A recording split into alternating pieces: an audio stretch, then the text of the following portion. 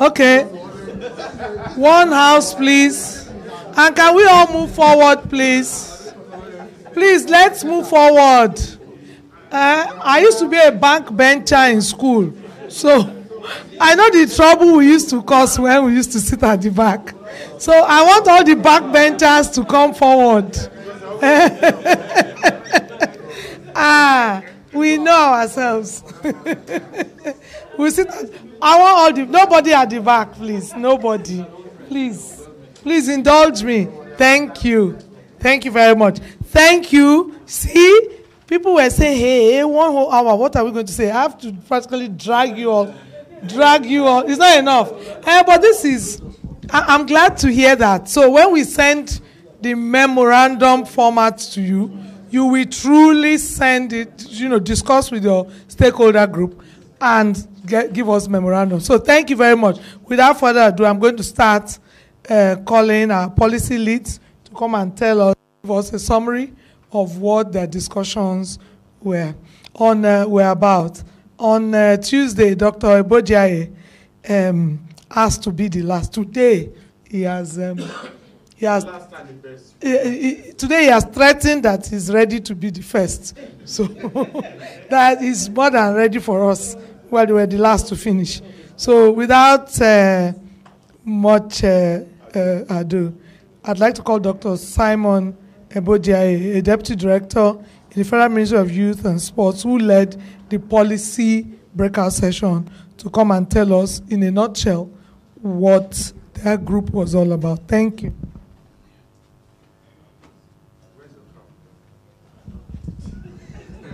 Zeno. Chemical is in. Oh, okay, it's charging.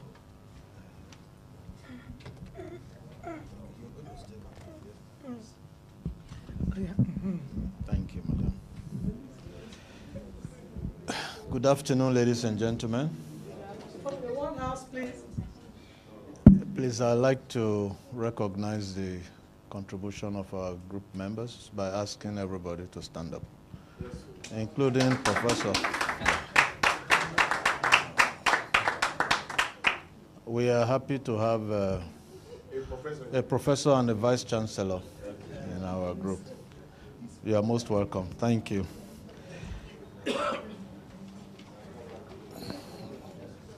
Our breakout session was on policy. What do we need to do, basically, to provide the policy that can drive the process of, one, encouraging more students' participation in sports to improve their well-being and general lifestyle. Two, let's go to the objective. Yes, of course. We have a responsibility, the responsibility of reviewing our present national sports policy with a view to identifying those possible gaps that affect young people's participation in sports. 3, initiatives and interventions to supporting the implementation of the policy. 4, the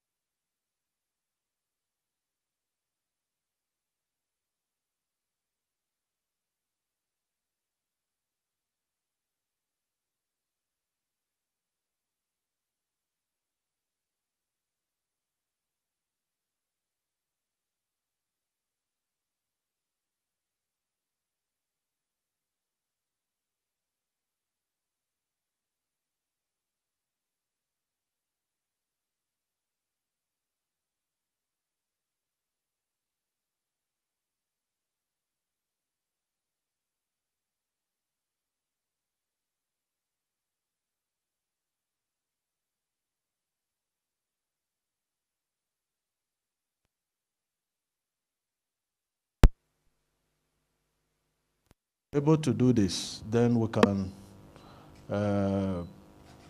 provide the necessary funds that we need and also draw the investors into this large segment of our population.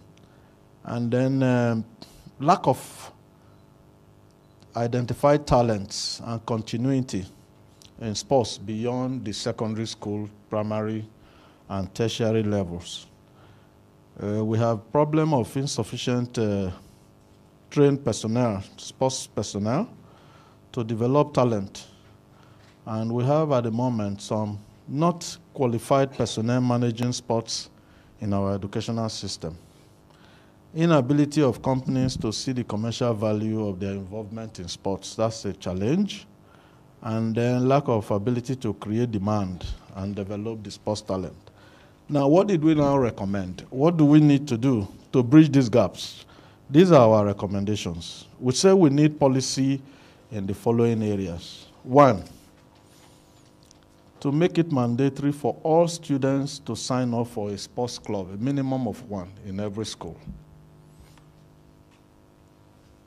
And this should cut across all the states and local governments of areas of Nigeria. We need to have a national database to capture all students and their sports personnel so that we can make references and then we can leverage on that for the media, for the sponsors, etc. We need a policy in establishing high performance centers in specific areas. We were discussing in our group and we said, look, all schools don't need to do all sports. You need to pull together students who are good in some particular sports and zone them into schools and locations. So that policy can help us.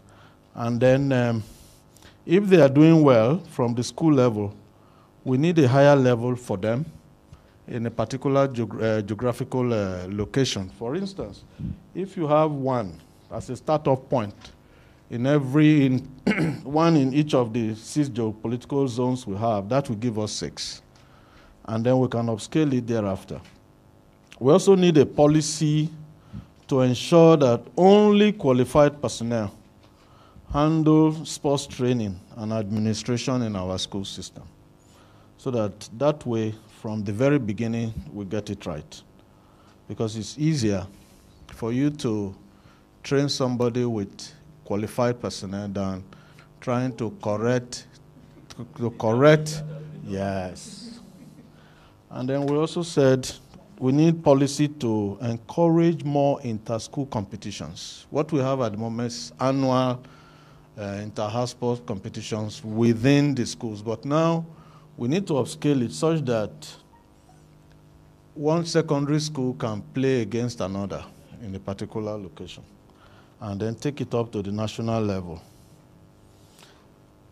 We recommended that a policy that will encourage investors to come into school sports by granting them incentives and further tax breaks will help us to get to the promised land that we are desiring for ourselves and for our children in the school system.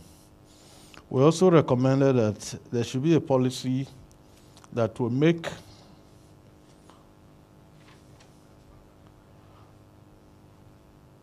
it mandatory to have an insurance package for all school sports, primary, secondary, tertiary, such that those who injure themselves can have a fallback option. Because most of our students get discouraged when they have an injury and nobody picks the bills. It becomes a burden on their parents. And such parents will discourage them from further participation in such sporting activities. And then we also recommended that it would be good to have a sports medicine center in every state of our federation. Sports medicine, Dr. Tando is here. It's a specialized area, and we need to promote it in our country. Sports medicine and sports science. And then we said there should be a policy that regulates playgrounds for all primary and secondary schools in Nigeria. This is very critical. Today we have schools that don't have a space for you to even play Ayo. Yes. And this is very bad. And you know that we have very strong energies among our youths. So they need a place where they can ventilate it. If they don't, it becomes a problem on our hands. And also, because of our housing structure, we don't even have enough space in our houses.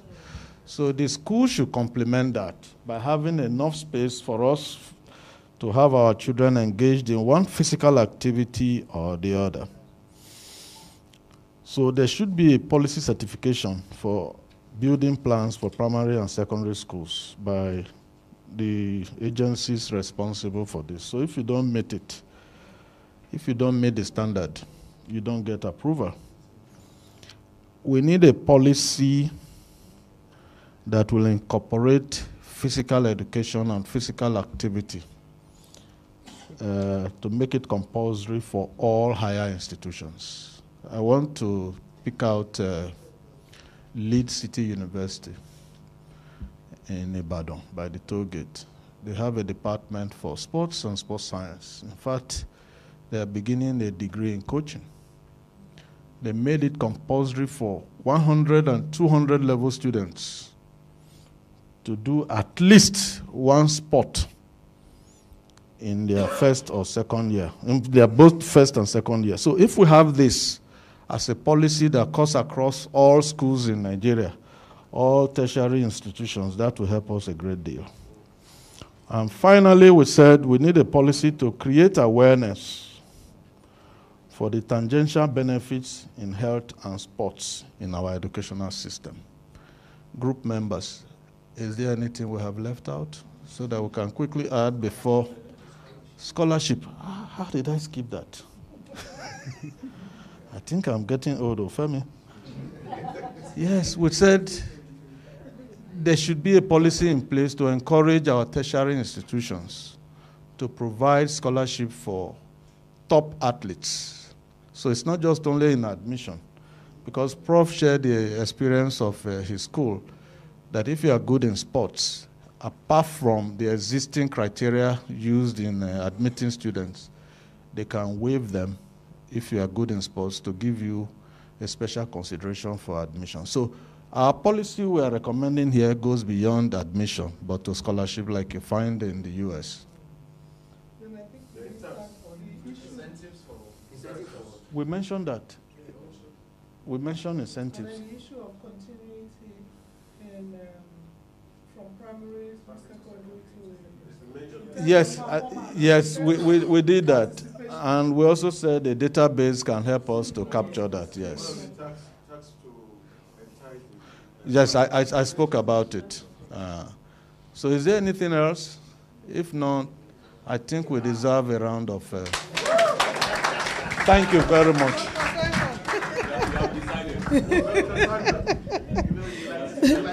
Thank you. Thank you very much, Dr. Simon Ebojai. We're truly grateful. He's been here since Tuesday, and he spent quite a while with us representing the ministry. It's great that we have representation at that level, because Simon is actually Deputy Director for Grassroots. Now, so you're my best friend, suddenly. He's our best friend, I mean. So you used to be with Grassroots, now you're with the federations and elite athletes. So your experience with Grassroots, you bring it to bear. Thank you very much, Simon.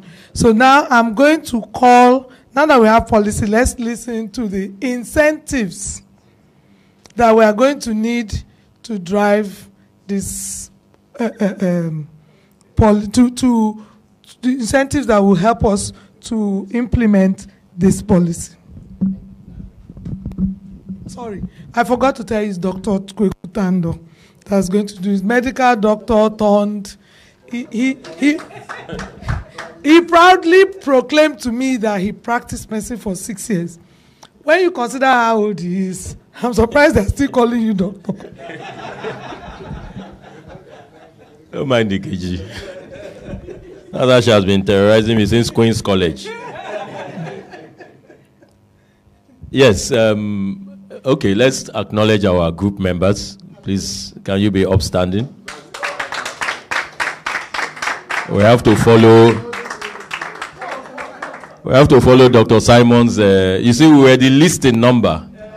Well, by the end of the presentation, you will see what we have done. Thank you very much, group members. We had very exciting discussions on incentives. And just like Nkechi mentioned, the incentives are actually tied to policy. So it's one or two things that we are going to mention. The main objective of the incentives breakout is to determine what kind of incentives we would like to be put in place to support sports and education. What incentives would the practitioners like to have in place? And we looked at the issues in this regard. I think that's, sorry, let me.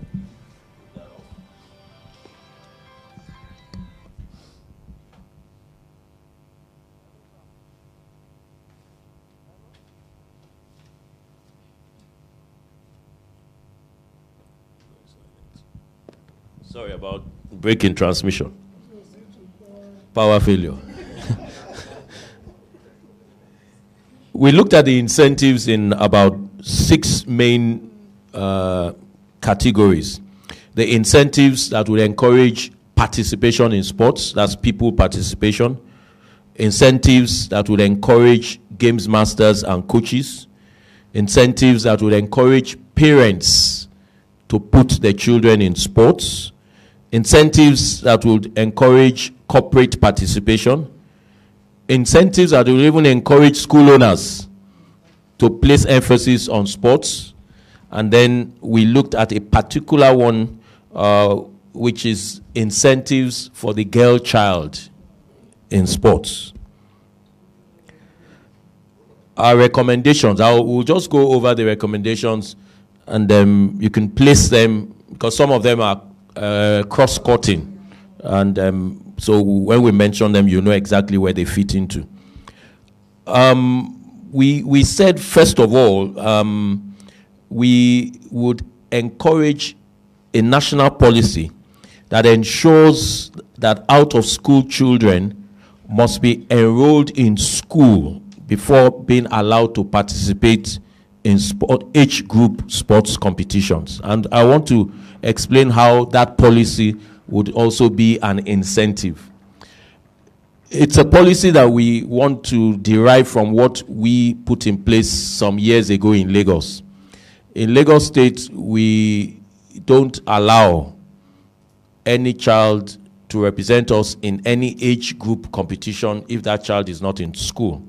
Now, somebody may ask, so what happens to a talented athlete who is out of school? What that means that it becomes the responsibility of the sports administrator. Because Lagos State has a free education policy to ensure that you put that child in school, and then you can begin to do that. Now, that is an incentive to the child to get to school. It's also an incentive to a parent that does not have money to send his or her own child to school. Because these days we find that quite a number of parents are beginning to be affected by what I would call the craze for money in sports, to the detriment of the education of their children. A lot of parents have come to me. Oh, my child is very good in, please, I want him to go abroad. My child can play this, please, where can we get to an academy? They forget that education is critical, comes first. So, of course, we now begin to educate them. So we believe that that policy should be in place, which will be an incentive to both the parents and the children. We also believe another recommendation in terms of incentives is that there needs to be both corporate and government support for scholarships, sports scholarships, for children who are exceptional in sports. This incentive is something I know Koye knows quite a bit about this. And I know Bambo is also enjoying that support in the making of champions. We have some corporate sponsors who, I'll even give an example, Joy. Joy grew up from she's now, I think she's the national 100 meters champion for Nigeria. She participated at the Commonwealth Games. She started with us in Lagos State at the Adopt a Talent. She was actually my athlete in 2013 as a 12-year-old girl representing Lagos State at the National School Sports Festival in Otukpo. Bambo came in with making of champions, took her into the stable for better training. Now she's representing Nigeria. But her education is being sponsored by Hako Petroleum. So right now she's in Unilag, representing Nigeria. She has her education fully paid till she finishes by corporate sponsorship. So we need to encourage that, both government and private and corporate sponsorship in sports.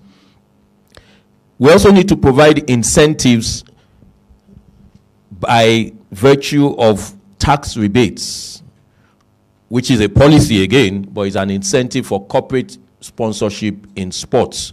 We have to put those. What kind of tax rebates are we talking about? It doesn't just have to be, I mean, what kind of incentives are we talking about in that regard for corporate sponsorship in sports? It doesn't need to be only tax.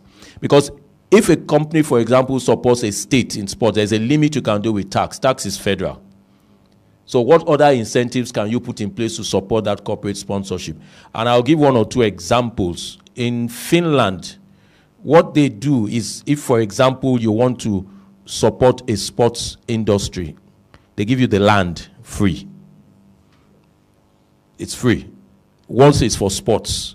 So we need to begin to look, because what I would offer in Lagos will be different from what Kebbi will offer.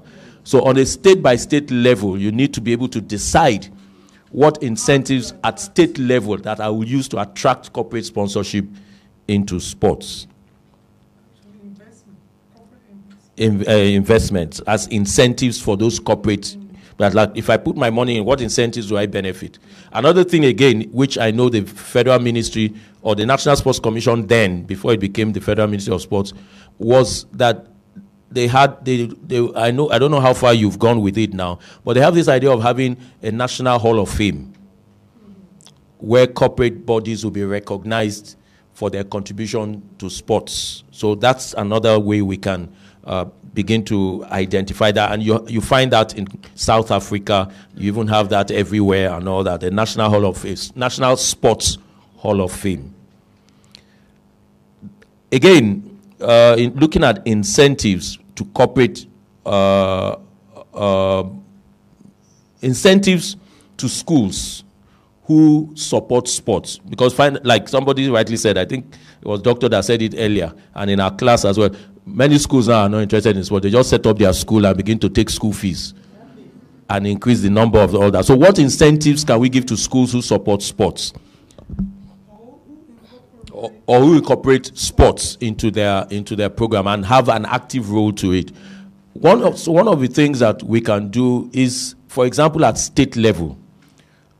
In Lagos, one of the things we were doing when I was commissioner for sports, and I think even started when my brother Enito Ushodi was commissioner, and Deji Tinubu as well, is if a school has a good track record in sports, every year we donate sports equipment to that school. If, for example, your school produced talented table tennis players in this year, the Lagos State government will now come in and say, okay, take table tennis tables and equipment to that school. So that serves as incentives to other schools to say, so if I have an active sports program in my school, then I can get the support of Lagos State. And I also know Atlantic Hall, they were one of the biggest beneficiaries of that when Governor Ambode was governor, because we had a relationship with them, a sporting relationship with them, where they made their facilities available as a hub for us to use to train other students who did not have sports facilities in their school. when they decided to build the main sports facility in Ekpe, I know the Lagos State government gave them millions of naira in appreciation of the fact that they've supported sports, school sports in Lagos State. So those are some of the incentives that state governments can do for schools to encourage them to take part in sports. Yes, and then we're talking about incentives for coaching education. We find out that these days, in every sport in Nigeria, from experience, and Dr. will confirm this, Dr. Simon will confirm that, we have a problem with coaches and coaching education in all our sports in Nigeria. It is at the lowest level. And even now, you have talented athletes at different ages. Who are the coaches that are going to nurture them to the next level? We don't have. So we need to begin to encourage people to come into coaching and coaching education. And how can we do this? First of all, at national and at state level, there must be a deliberate policy to encourage people to be employed as coaches. I know that in Lagos State, for example, until 2003, when BRF came in, I think 2003, 2007 when Governor Fashola came in, there was no policy for employment of coaches. When they were doing all the employments in Lagos State and all that, there was nothing reserved for coaches. Until when he came in 2007 and said that in 2007, in fact, there was an embargo on coaching, on employment in Lagos State. But because he understands sports, and he understood sports very well, the only employment that was done in Lagos State in 2007 was for coaches and sports officers. And that was what brought the establishment of sports officer cadre, which Dr. Patrick Ekeji started at the national level into Lagos State. So we now have professionals coming in, employed by the state specifically for sports in terms of coaching and sports officers. So there has to be that deliberate policy as an incentive to bring people in. And you have a big catchment area to deal with this. Nkechi referred to it earlier. There's a big gap between primary and secondary school. There's a drop, 35 million to 5 million. Where are the 30 million? Where have they gone to? Like she said, let's say, okay, half have dropped off to do other things. What of the other half? At least 10 million. We can use this opportunity to draw them into sporting education, coaching education. Again, ex-athletes, ex-internationals in various places can come in to begin to get coaching education if unemployed graduates, if they see that that is a line for them to come into the system and be employed.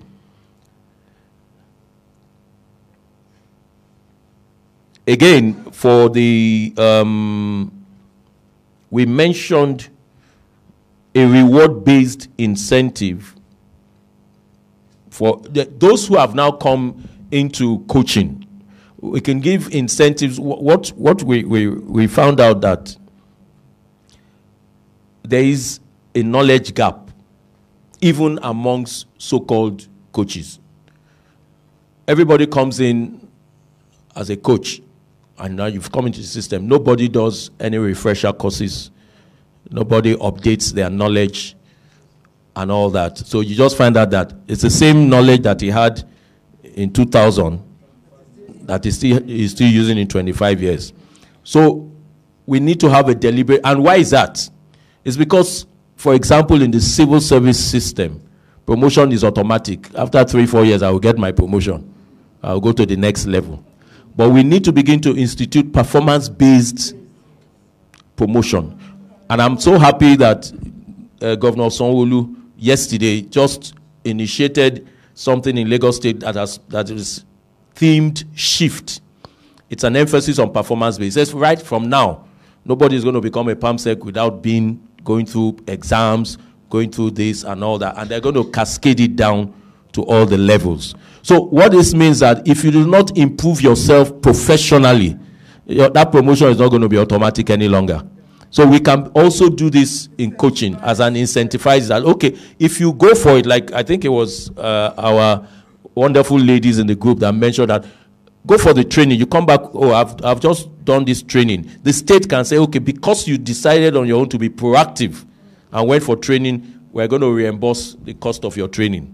That can be an incentive to people. And I know we've done one or two of such in Lagos State before, where people just went for training and came back, oh, that was a very good initiative and all that. Okay, let's see how we can write to the government to reimburse your training or reward you or take half of it or something like that. Okay, talking about incentives for, I've mentioned that about providing sports equipment in schools. I've mentioned that. The other way also to support schools who invest in sports is something we also tried in Lagos State. Is, for example, a school is interested in sports and they're doing quite well in sports. We can support them apart from equipment, while we can support them with technical expertise. We make our coaches available to them. I remember King's College came to us at one time, and not because I went to King's College, but they came to us. They were going for a competition in Ghana. We have this annual Achimota games with Ghana where we play cricket and all that. It's been on for so many years and it's still on now. So they came to us then. I was at the Lagos State Sports Council then as director, and they said, okay, we want you to give us your coaches to train our athletes that are going. I said, fine, that's not a problem, but you are also going to do something for us.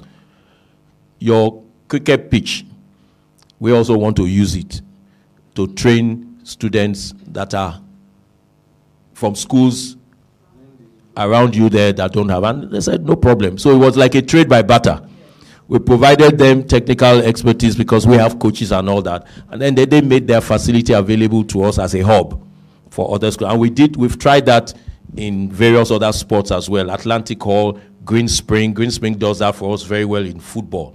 You know, Atlantic Hall as well, and Middle Hall. We've tried that kind of using private school facilities as hubs for training for others.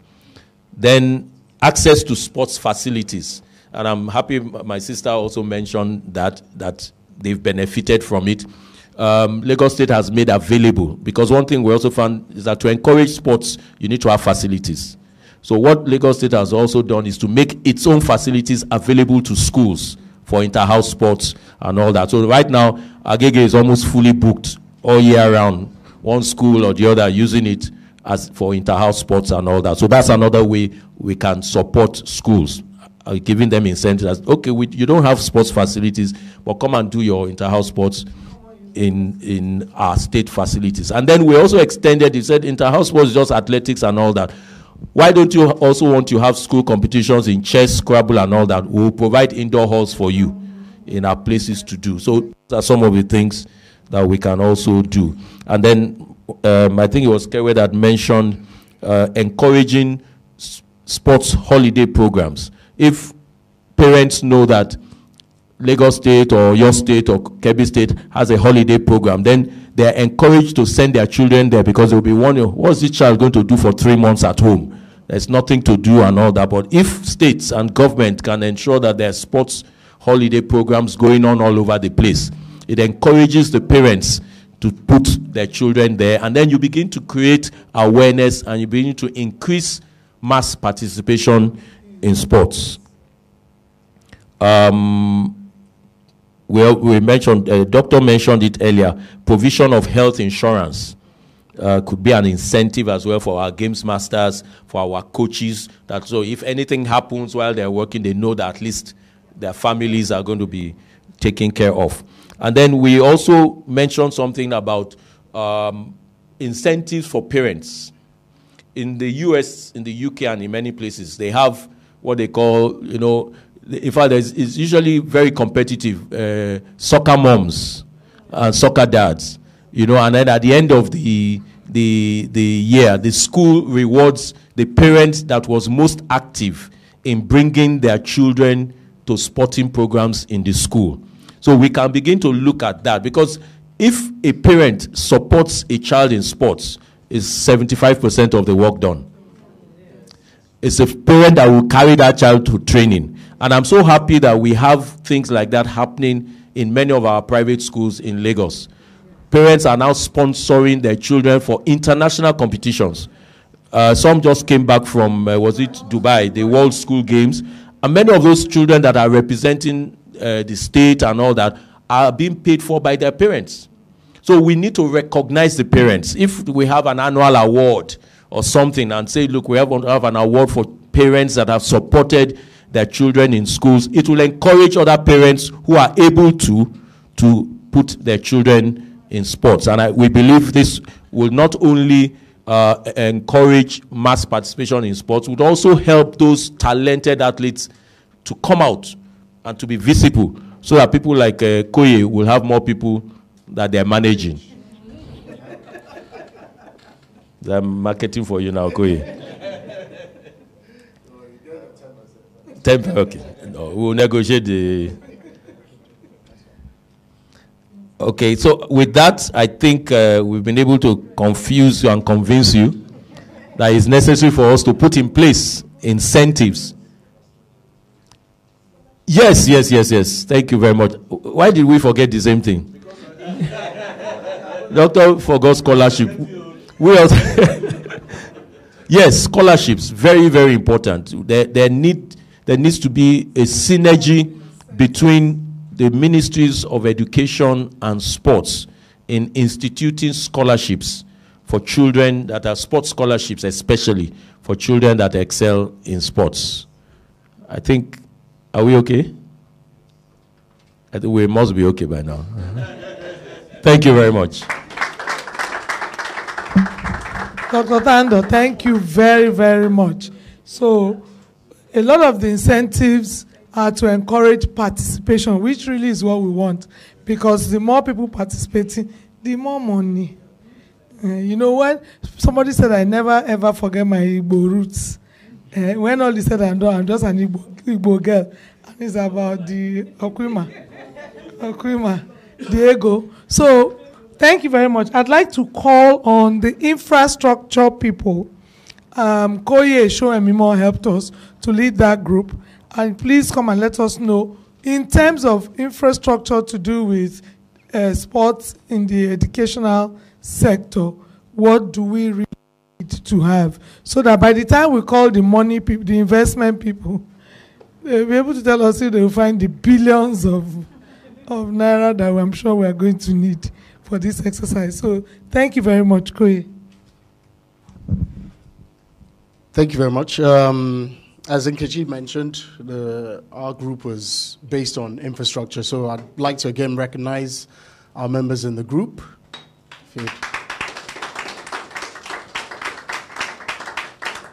So we join you on least number of participants. Yes, you ghosted in. So let's look at the session objectives. So I'll list them. So devise what infrastructure is needed to support 60 million citizens. Identify and address the current issues. So even if you look across board at infrastructure, our biggest issue is maintenance culture. I don't know when last we upgraded most of our sporting facilities in this country, but I go to a lot of them and I feel sad because when I think about the talent that we have and that matching the facilities, there's no match. These talents are missing out on huge opportunities. Point out objectives to address the issue. So we'll come on to that. Plans, funding, understanding what our targets should be in addressing these issues. Break it down to be presentable to the public sector. So people actually understand what infrastructure is in place and how that's going to serve as a purpose for the sporting economy. What kind of infrastructure do we need to accommodate 40 million people, 60 million people? What infrastructure is needed to keep tertiary institutions adequately involved in sports? So again, obviously when you start at the primary, secondary level, there needs to be a roadmap get into tertiary as well. And at tertiary level, you know, it's amateur sports and about to cross into pro. So at that level, you have to have facilities that are essentially like sports performance centers. When you look at universities abroad, whether it's the US or UK, these sporting facilities are of professional standards because they've already put it into mindsets that we're producing top athletes. So by the time they come out of these facilities, they're going into the pro game with the very best equipped coach education, facilities, used equipment, everything that makes that individual go into the sporting career. And then how can we influence policies to make local governments put up facilities? So if we look at the background, sports has not been viewed as a career for a long time. That's a major, major issue, if we're honest. I mean, when a lot of parents ask me about sports, it's always the athlete's side. But the truth of it is not every child is going to become a professional. So we have to look at the education part of it. We have to start getting it right down from the grassroots level, where even at physical education, PE teachers are even talking about aspects of coaching. I can become a sports nutritionist, sports scientist, sports marketing, sports management, physiotherapy, everything to do with sports. It's a science. So it's not just about the athletic performance and you being an athlete.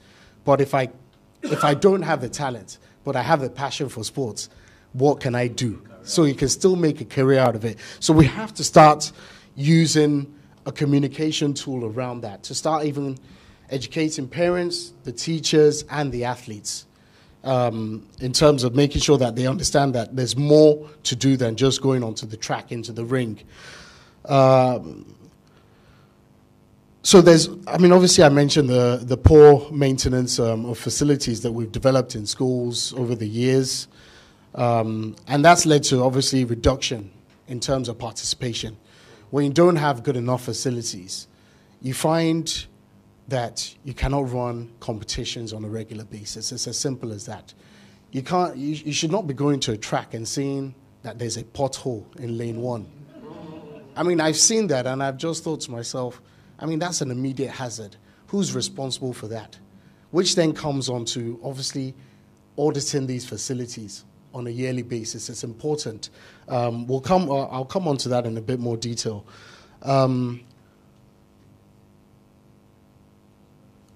Most schools, if you look at it, especially the public schools, they have land. But they don't have the equipment. They don't have the facilities. Now, one of the things over the last week that I've been looking at, and it's also based on one or two of the talents that I manage. For instance, Al Farouk Aminu, who plays for Orlando Magic and also plays for the Tigers.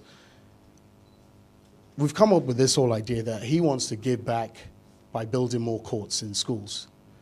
So I've had meetings with Lagos State, Oyo, Ogun State, and Kaduna, for starters. And we've come up with this whole build, maintain, and play. So him as a professional athlete, giving back, is going to decide to build courts. State is just going to give him land. And that will be land either within schools or in remote areas where there's a hub of youth that have nothing to do. And then on top of that is the maintenance of it. So that maintaining part is having training camps. So he himself, on an annual basis, will be coming and running camps. But he will work with the state in also training more coaches that can run camps when he's not there. So it's used consistently. And talents are being unearthed through this platform. And then from the play aspect, it's making sure that they actually have the right facilities, type of facilities. Him as a professional basketball player, born in the US, knows that on every corner where, in Atlanta where he was born, there's a basketball court. He wants to see the same thing here. So working hand in hand with the state to say, you just give me land, I will invest. But then on top of that, you then bring in the corporate side to match fund these as well. Because every corporate is looking at some form of CSR. Where can they put their name against something that is targeted towards the youth? I think, yeah. Let me go on to the recommendations. So from the recommendations, what we've identified is also that government should see sports beyond extracurricular, but core curricula. You know, again, it leads on to the fact that sports is not treated as a career.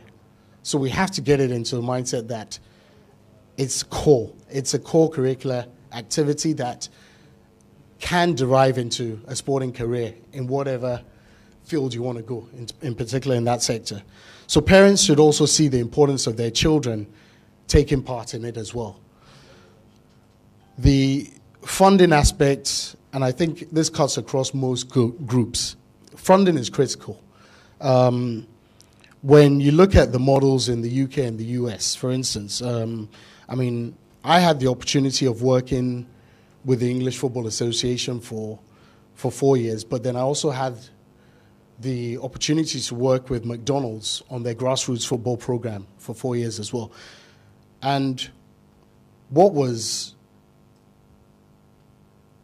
quite critical in between those two institutions was the fact that on the rights holder side, being the English Football Association, they worked directly with Sport England and came up with this whole plan of obviously making sure that National Lottery, a certain percentage of what they generate a year goes into this sports development fund.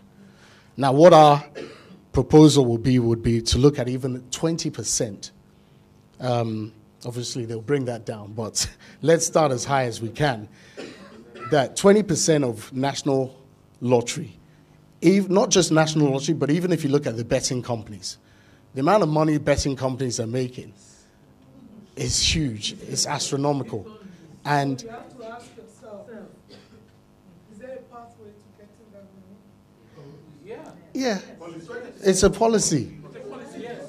If it can, Let's listen to how no, you'll chip in. And sites when we're done, so that we know what we're up against.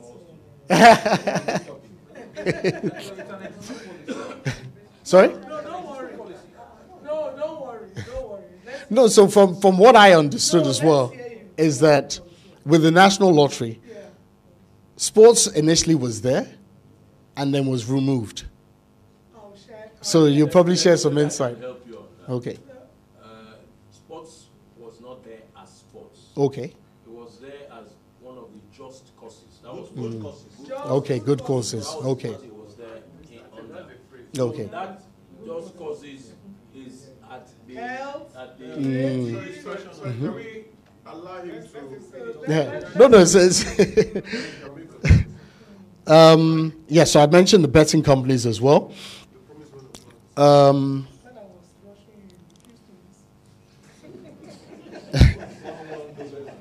Then let's go on to the infrastructure management in terms of recommendations. So create policies for facility management regulation. So the running of sporting facilities should comply to these policies and audited in due time. How much time was used for sporting activities? So, you know, what tends to happen in certain parts of the world is a sports and recreational facility, whilst it's there to generate revenue for a particular county or regional state, they also work on a CSR model whereby time slots are given. So whether it's a school or an underprivileged, they can access a sporting facility between a certain time. That could be 6 a.m. to 9 a.m. These are the kind of things that happen. This gives immediate access to those that actually want to try their hand at sports. So it's very important that it's regulated. For facilities that are in place but are run down, obviously there has to be an immediate upgrade. There has to be a standard. We can't just go on this level of, yes, it was built back in the 70s, let's keep it as that. No, we've actually got to be forward thinking. We have athletes that are having to leave the country to improve their careers. But why is that? It's because they don't have the best here. So the assets we have here, it's not about building new ones immediately, but let us actually revamp these. When you look at Wembley Stadium was knocked down and rebuilt, and it was turned into a multi-purpose arena. So these facilities also have to address the side of the element of being multi-purpose and multifunctional. Less Owambe parties, political rallies, church. It's because when you think about it, sports is entertainment. Entertainment covers music industry. It covers the creative industry. So there'll be times when sporting competitions are not taking place. Concerts can take place there. So these have to be also emphasized as part of recommendations to the policies around maintaining and upgrading these facilities.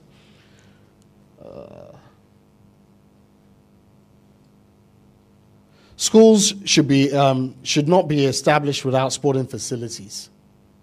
That's also important because we want kids to participate in physical education. Somebody wants to start and open up a new school. Please, what is your plan for sports? It has to be implemented. It has to start there because education is one part of it, but sports is also part of education. It's physical activity, whether it's practical or theory, you're learning different sides to it. Then we also have to look at types of facilities. When you look at our climate, we're neglecting rainy season. What tends to happen then is you see a significant drop in sports participation. Why are people not thinking about indoor arenas, indoor facilities?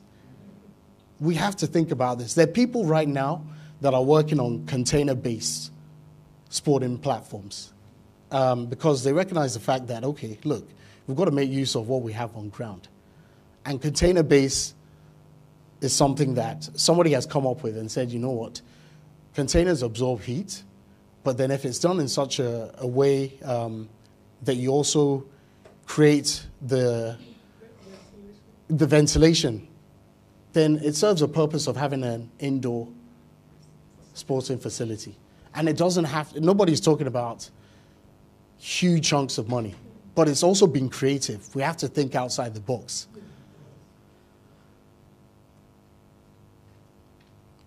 Coaches, Dr. Tando mentioned it. So look, with facilities, you have to also look at coach education program and also facility management. Facility management is critical. When I worked at Wembley, the groundskeeper for the pitch was like a Bible to him. He was so detailed to the specific type of shoes you could wear onto that grass. But that's how he treated it. But it was important because they recognized that the sport that takes place on that field should only be the type of shoes that you wear on there, and not just any shoes. So for him, he had it down to a T that this is my Bible. Yes. And you want to use my field, you must follow all these.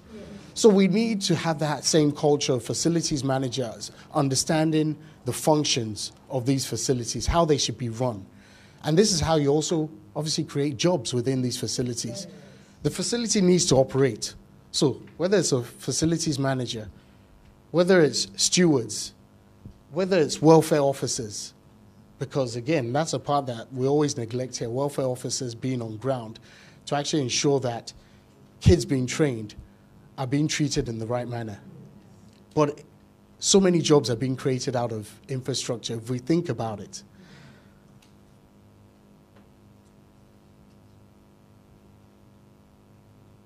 Certification of coaches, again, we've touched on it. It's like your driving license, it expires after 3 years or so. Same thing has to happen with our coaching certificates here. or whether it's a facilities manager, you have your certificate, but you have to renew it every 3 years. So that 3 years, you're moving on to the next stage. It's that progress pathway, as you mentioned. If you're just on this level where you think, I've just got a level 1 certificate and that's all I'm going to have. Exactly, for 20 years. Then you're not aspiring to grow further. And that's what we want to encourage them to do. So you move up, the next set comes in. So now, even thinking about it, again, recommendation of training coaches yearly should be set.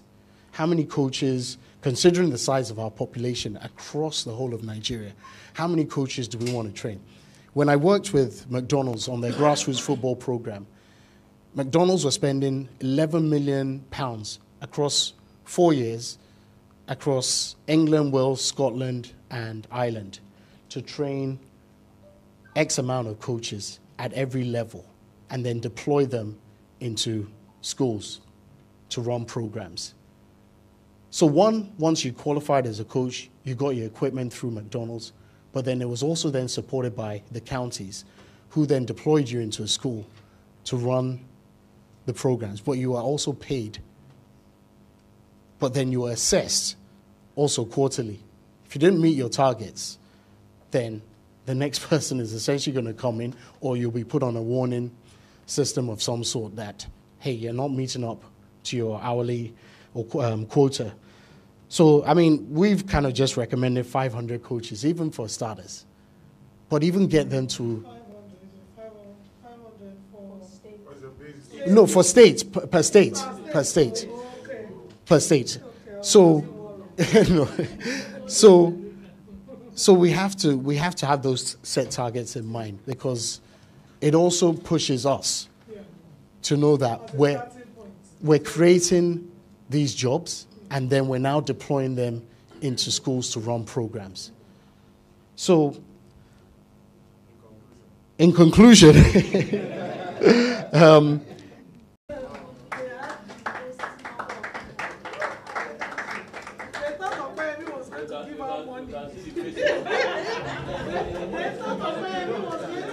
Actually, they thought the professor from Nuga was coming to share some money.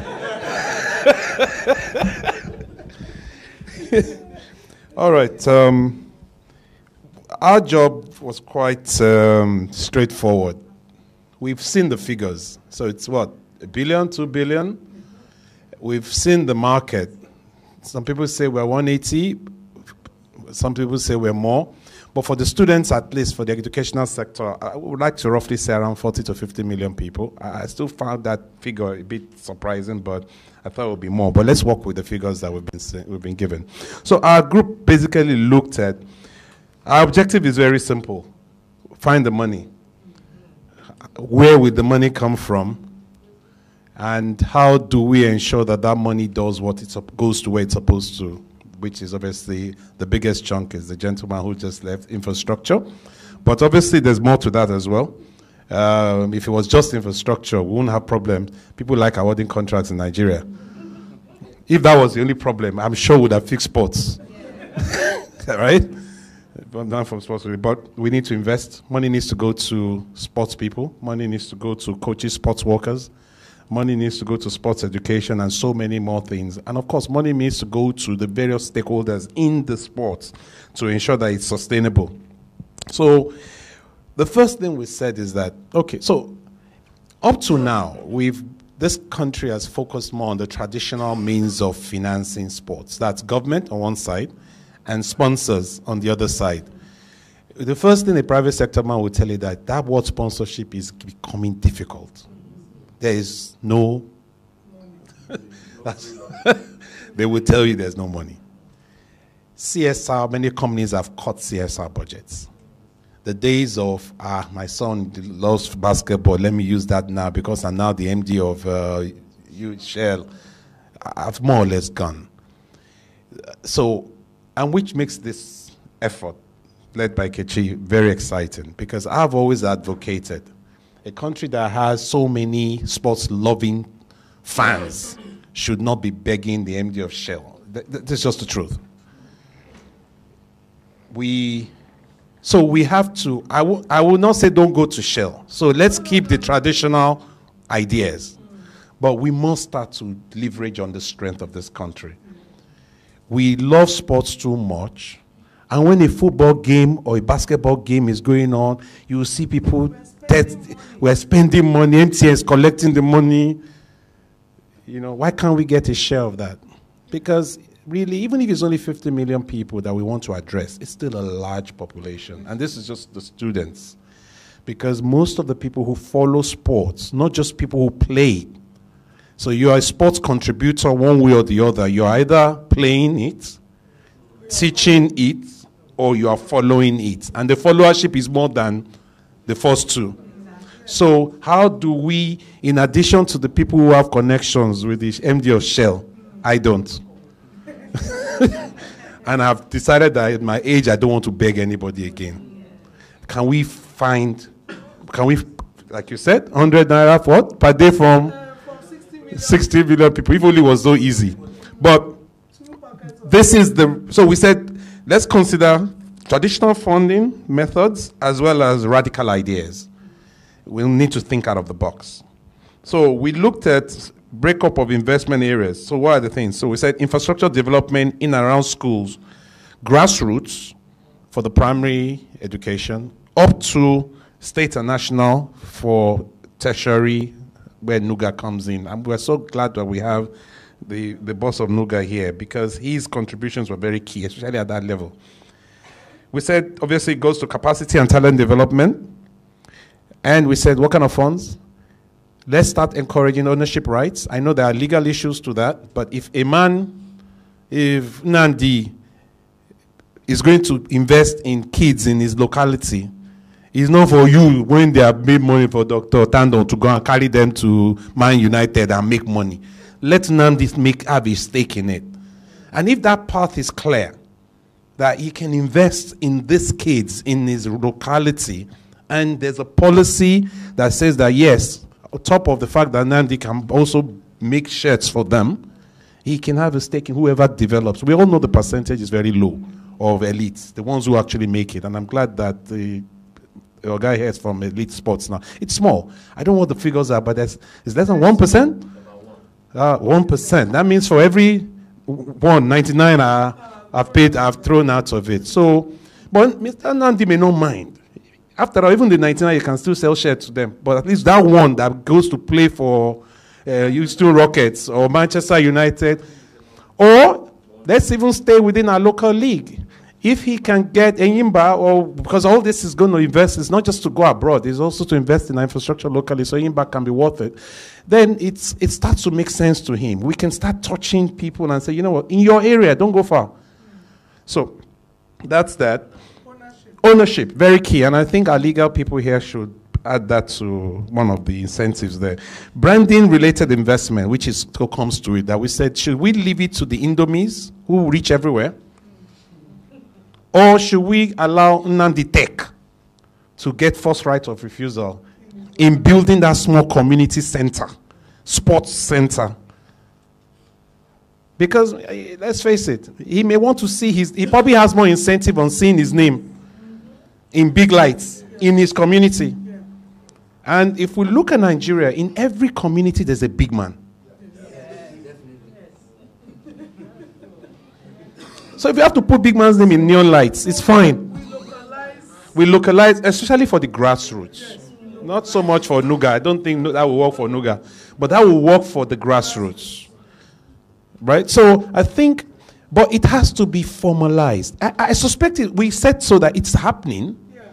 It's just that it's not formalized. Big men are sponsoring anyway. But can we let this structure we are creating, let it get to the grassroots so that there is a SW, what's the eventual name will be called what? S something.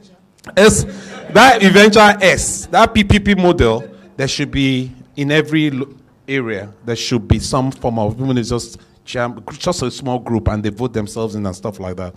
So that's very key. Now, obviously, if anybody is then going to do such investment, he needs to be able to monetize it. So So these options we're still talking about are the radical ideas, which really are not that difficult. If we decide that radical ideas, let me just call them new ideas, are put in the policy to allow such people to do. Now, if we look at, obviously, such people now, some of their ways of monetizing, if you look at the development of our social media in the last 2 years, it is simply mind-blowing. I've been in technology for a while, and in particular, the areas of technology I've been in, I've been one of the people who have felt that it will take longer. Maybe it's just bad, my own experience. I just felt it would take longer than it actually did. I never believed that it would take just a few years for Nigerians to be transferring money anyhow. I always felt that cash is king, will stay in the masses. Unfortunately, it's actually the big men that have a problem with transfer. It's the poor people who are doing it. So things are happening in that space. That digital space, our people have embraced it in a way that is just amazing. And it lends itself to this radical thinking, such that we can create the tools here. And there are enough people, developers. We can create at the national level, we can create the tool. Is it a we looked at things like crowdfunding. Yeah. Is it a fintech? I belong to a fintech group called Fintech 1000. I'm sure if I throw it, guys, we need 3 people who help us build it. My phone will start ringing immediately. Because they discuss all manners of things. They're so smart people in that Fintech 1000. If you just text that, guys, we need an app or a USSD code that will take your 100 naira from 60 million Nigerians every day. You will not be able, the tendering committee will not will be more than this room. Because there's so many ways of getting that 100 naira. So, no. So the question is, it needs to be part of the policy. And I'll tell you why. And I will tell you why. These things that look funny. If you don't put it, basketball is not just, it's also cool. Nigerians love being cool. So basketball works. You have to understand our people. There's some sports that are likely to do well here because, we like football. We like sports that have style. Any esports are here. Esports will do well in Nigeria because our people are on their phone. They are on social media. They play games all day. So we should start looking at those kind of sports that people will play in large quantity because of who we are. And it's likely that we do well internationally because of that. Then the other sports can then leverage on the success of we call them Category A sports. I don't want to call them lesser sports because they say they will fight you. In fact, we say it's political. Remember, some of these words are political, but there are no politicians there. So yes, maybe we can. But the point is, yes, this Category B sports, even that word is heavy, self. Yes, but the categorization should be based on the business potential and the ones Nigerians will participate in. Yeah, so. Yeah, for investment purposes. And somebody says that national lottery we can't avoid. We would be a foolish people. So we'll address the issue of national. We would be a foolish people to think we can try to raise money for what we're trying to do. And now I don't want to use that word national lottery. Lottery. So not so much the national lottery. And I understand the law. I've read it. And I've seen Mr. Tegui Tandon is right. They didn't say sports. They said good causes. And that good cause is determined by the big men. Whoever is the man there. So, but it's still fine. That word good causes is still it's okay. It's not so which brings me immediately. I said 2 agencies of government are missing are missing in this. National lottery must be inside. When you wrote us that you first sent some ministries, then you put some agencies, we've got to draft national lottery into that agency. If for the very minimum, we know the present GH, we know him. He's a friend of people inside this room. If only to just make him feel cool, let him be part. So he needs to be now. So it needs to be a part. Good cause, sports is good cause. You don't have to call it sports. But the reason why his funding in particular works is that he's taking kobo from our youth. At the end of the day, who plays lottery? Is it not the same to people? And it can't take much. Because the way the lottery has changed now, it's not the old type of lottery, the sports betting now. It can't take much to create a few specific games for what we're trying to do.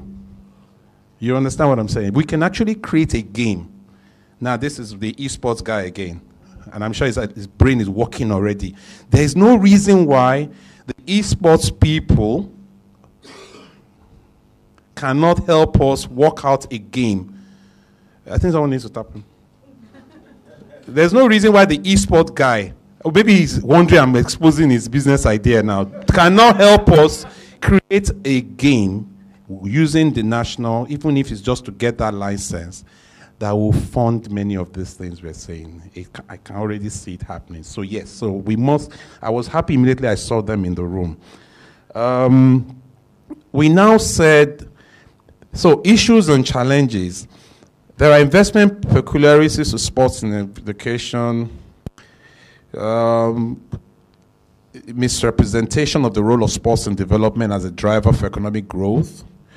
The Prof actually told us that this lack of dual career opportunities, you know, because in the US, the whole foundation of sports is that you can, if, you know, whatever career you do, sports can, and if sports doesn't work, go back to...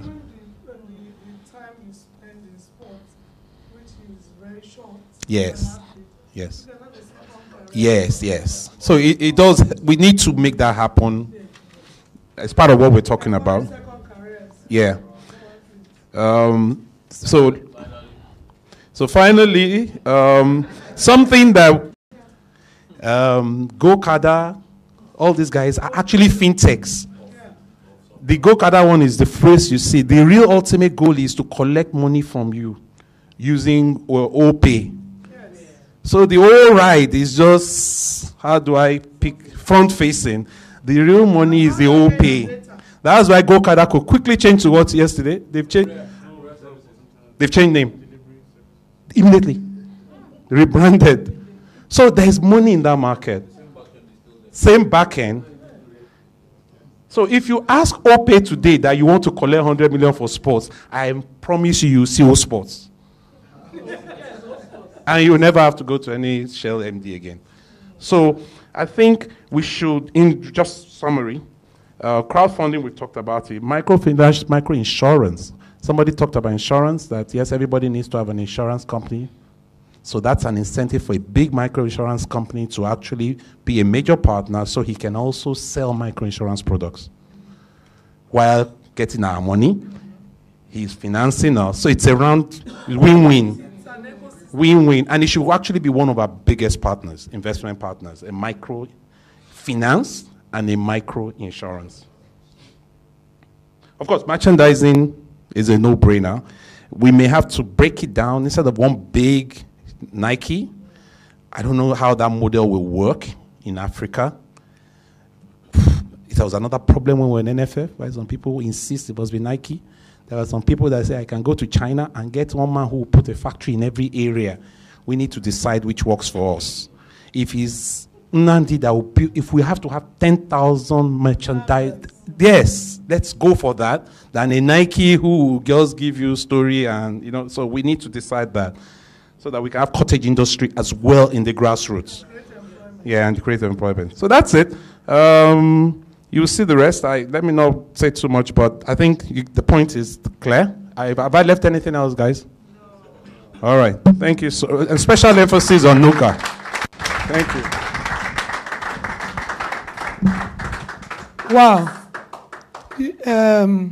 Simon, I think you're probably the greatest beneficiary of this, because you can go back and tell HM that he doesn't really have a problem. But that the critical thing everybody has come up with, and I must confess, is that there must be a structure. There must be some kind of structure that rapidly deploys some of these things to achieve results. Now, I'm going to tell us what the next steps are. I'm going to also ask that maybe we get 1 or 2 comments, but let me address the issue of lottery. Right? No, I don't need the next steps. Do we have the next steps? So we have the next step slide. Do we have? Or I just spoke to it that day. I spoke to it, yes. Let me quickly mention this issue of lottery. There's been a I was involved in the drafting. I wasn't involved in the drafting of the 2006 Lottery Sports Trust Act, but I saw it before it was passed. I was asked for my views, and I immediately said that we would never get anything if they didn't amend that law. It's not been amended and we've not got anything. The biggest challenge to that law is that there is only one person that can approve for us, and that's Mr. President. I said, if you don't amend that law, ain't nothing going to happen. That's the first. The second is that there isn't money that you people think. As we speak to you, it's not more than 3 billion in there. You can't do anything we're talking about here. The reason being that there was an error in the original Lottery Act. The error was to try to register people to play on a national level. Lagos State cottoned on to it immediately and said, no, lottery is not on the exclusive list. And so Lagos State immediately say you must come and register in Lagos to play. The market is here. So people come here. They get the lottery registration, but they also come and get the state. If you amend the act, if you allow the licenses to lapse, then amend the act, that you should go and register in 36 states. These people cannot play. So they've got a national license that doesn't give them any obligations to the national regulatory agency. So they're not paying their money. So if we like, we can say lottery must join us with money. Shishi, kobo, let me be very crude. You will not see. No, get. Shall you first see it? Not be waiting you see, if you say, I beg, give me inside. So that there are fundamental issues, which is why here we removed our eyes. Because what it will take for that to happen, you will be fighting entrenched interests. So I know efforts are being made in that direction. And so we're giving those efforts time to mature. Meanwhile, they say dry dog sweet to chop. Wait till we go chop till the dog dry. So while waiting for the dog to dry on that side, some of the things the investment came up with, absolutely brilliant. We'll explore that. I'm glad to announce that Okpeyemi's role in all of this is moving up a bit. Okpeyemi is a member of our soon-to-be inaugurated Sports Industry Working Group, which will be inaugurated on Thursday.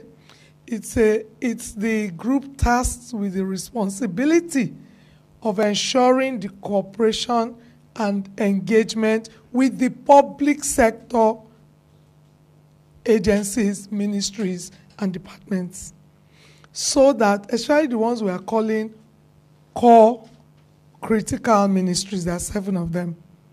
So the permanent secretary, the steering committee will be inaugurated on Thursday, and the permanent secretaries of these 7 core ministries, together with the CBN, Directorate of Development Finance, and now, on the suggestion of a couple of people, we might have the Governors Forum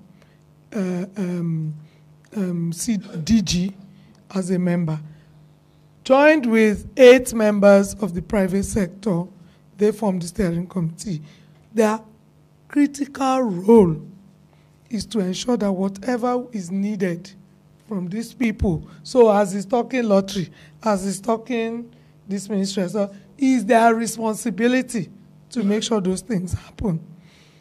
Mr. Femi Abioye will be relocating to Abuja to run the office that the ministry has provided, so that we are the ones, both sides of the equation, we're ensuring that these goals, objectives continue to be pushed. Down the line as well, there will be the private sector leg. It's standing on two legs. This is the public sector leg to deliver on incentives and policy. So let nobody think what we're doing here is not going somewhere. Their responsibility is to ensure that the incentives and the policy we need for this exercise, this reform program, must be delivered. On the private sector leg, it's still in traction, but there will be a private sector that will ensure that the investment and the rapid deployment of infrastructure does happen. That's why we are happy that certain ideas are coming out of here.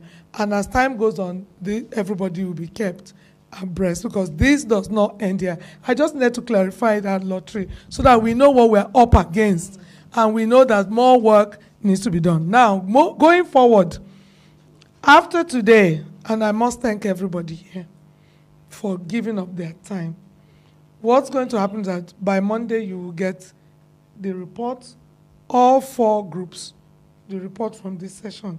It'll be a summary. It doesn't end here. We'll also be sending you the draft 2018 policy.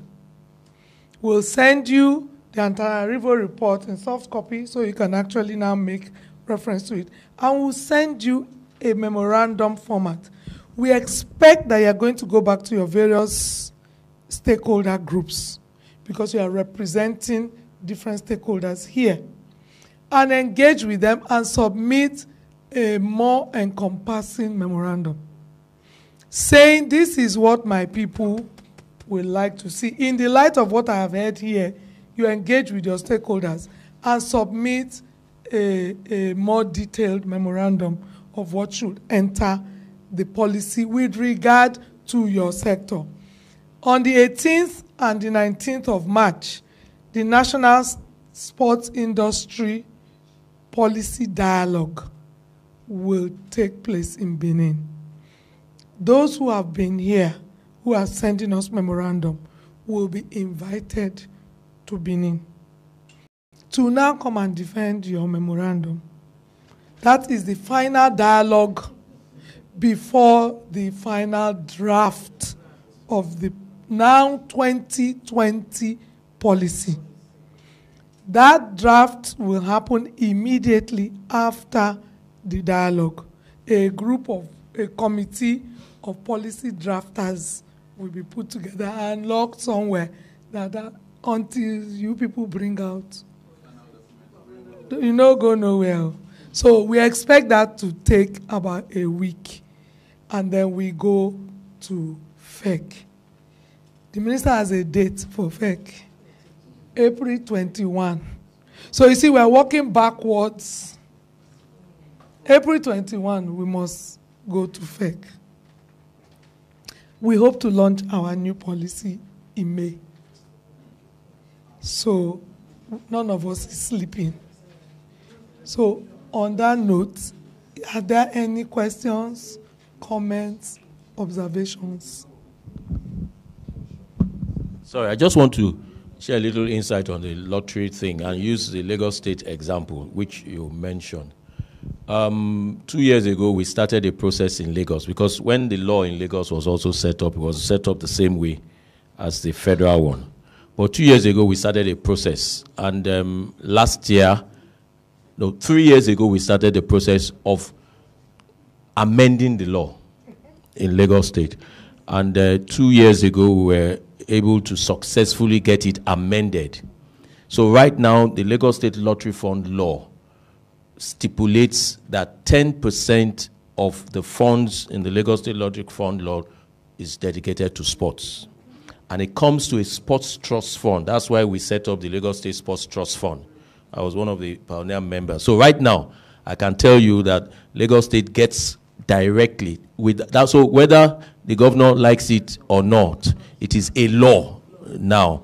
So the new governor just signed the release of last year's 10%, which they just got, I think, about two weeks ago. I was informed that they got it. So what it means is that in setting up the lottery fund law, who is going to supervise the utilization? There has to be a national sports trust fund.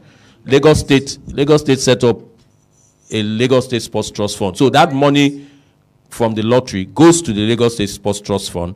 The Lagos State Sports Trust Fund are not sports people. They're just managers of funds. So they get their advice of how to spend the funds from the Lagos State Sports Commission. So we tell them this is what. That's why the chairman of Lagos State Sports Commission and DG are members of the Lagos State Sports Trust Fund. So that's how that works. And that money has started to come, and it's not small money. Sorry, Yes. I think I missed that out. The very first line on our recommendations is the sports fund you're talking about. I didn't mention because I know she's mentioned it before. It's up, even all these initiatives needs to go into that fund. Okay, so let me tell you about, there is a National Sports Trust Fund. But the law has not been repealed, so there is. By law. So you now ask yourself, because an outcome of one of the breakout sessions at the interministerial technical session called for an implementation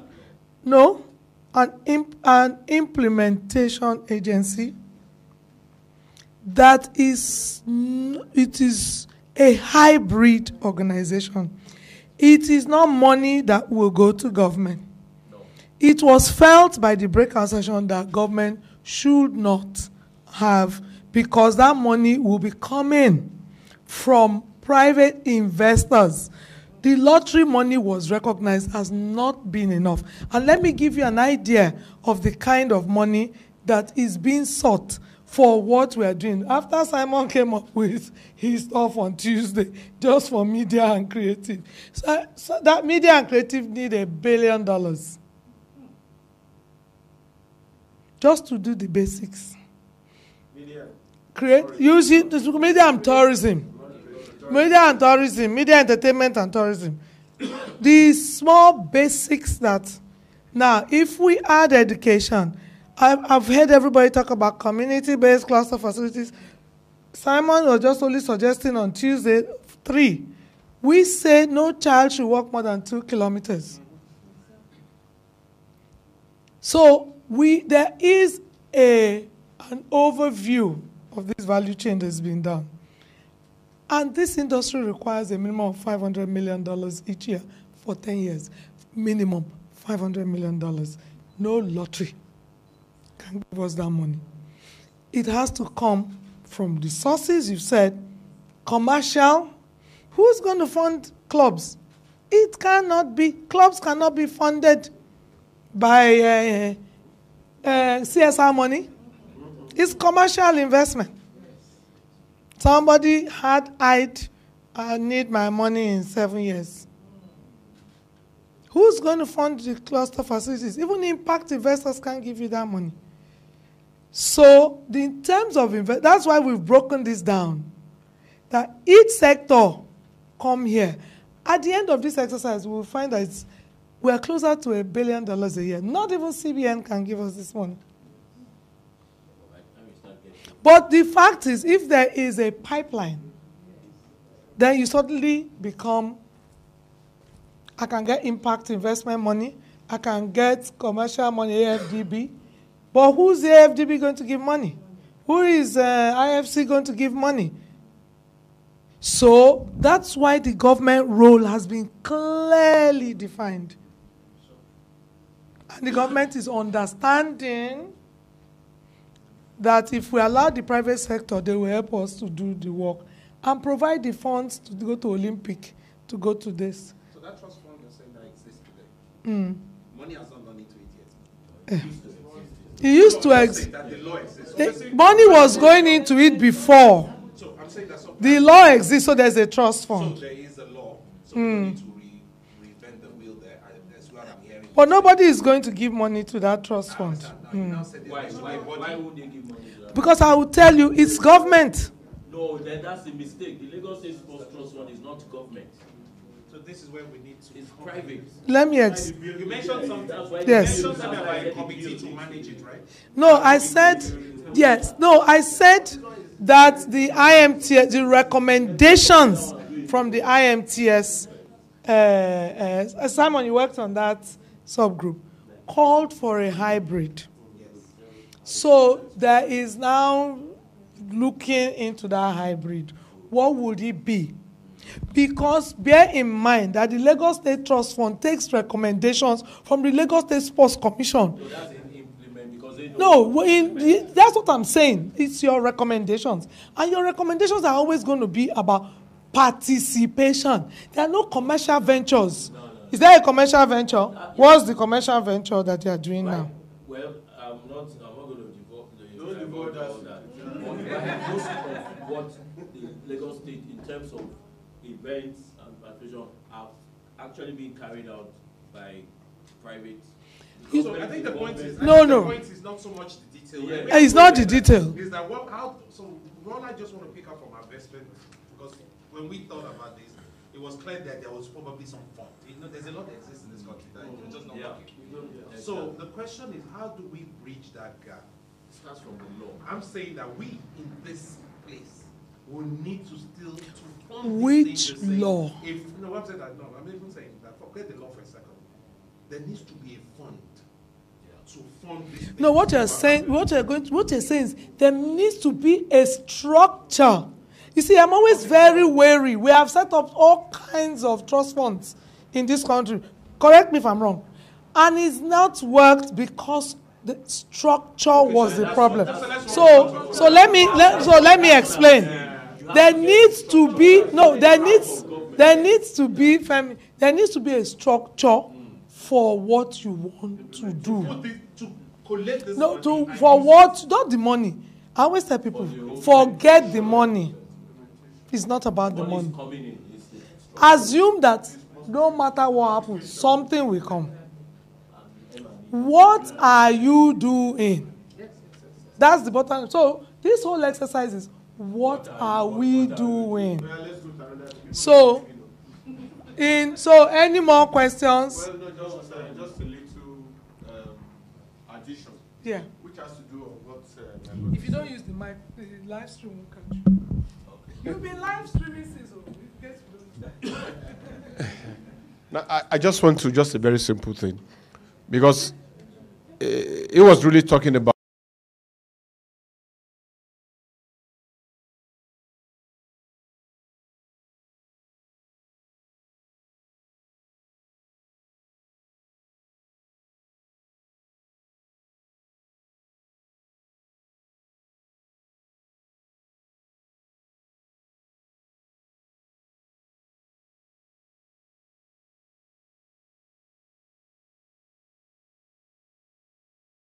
In 2007 and 2014, we used to have corporate organization giving us 20 million, 50 million, 100 million, especially for Oshobo Festival. But from 2015, everything just dropped. They now said, okay, marketing, you want to spend so much, we want to give so much money. We're not looking at corporate social responsibility because we're not getting anything out of it. We're not getting tax holiday. We're not getting anything. So it has to be return on investment.